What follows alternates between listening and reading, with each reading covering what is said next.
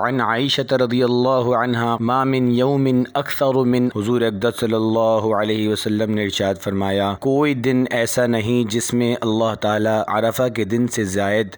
بندوں کو جہنم سے نجات دیتے ہوں کہ سر کے بال بکھرے ہوئے ہیں۔ عن عائشة رضی اللہ عنہا ان رسول اللہ صلی اللہ علیہ وسلم قال ما من يوم أكثر من أن يعتق الله فيه عبدا من النار من يوم عرفة وأنه ليدنو ثم يباهي بهم الملائكة فيقول ما أراد هؤلاء۔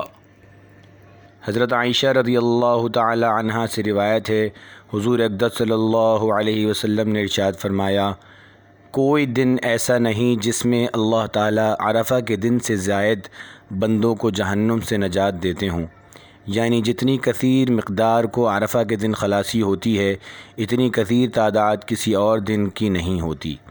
حق تعالی شانہ دنیا کے قریب ہوتے ہیں، پھر فخر کے طور پر فرماتے ہیں یہ بندے کیا چاہتے ہیں۔ ایک اور حدیث میں ہے کہ جب عرفہ کا دن ہوتا ہے تو حق تعالی شانہ سب سے نیچے کے آسمان پر اتر کر فرشتوں سے فخر کے طور پر فرماتے ہیں کہ میرے بندوں کو دیکھو کہ میرے پاس ایسی حالت میں آئے ہیں کہ سر کے بال بکھرے ہوئے ہیں، بدن پر اور کپڑوں پر سفر کی وجہ سے غبار پڑا ہوا ہے، لبیک اللہم لبیک کا شور ہے، دور دور سے چل کر آئے ہیں، میں تمہیں گواہ بناتا ہوں کہ میں نے ان کے گناہ معاف کر دیے۔ فرشتے عرض کرتے ہیں کہ یا اللہ فلاں شخص گناہوں کی طرف منسوب ہے اور فلاں مرد اور فلاں عورت تو بس کیا کہا جائے۔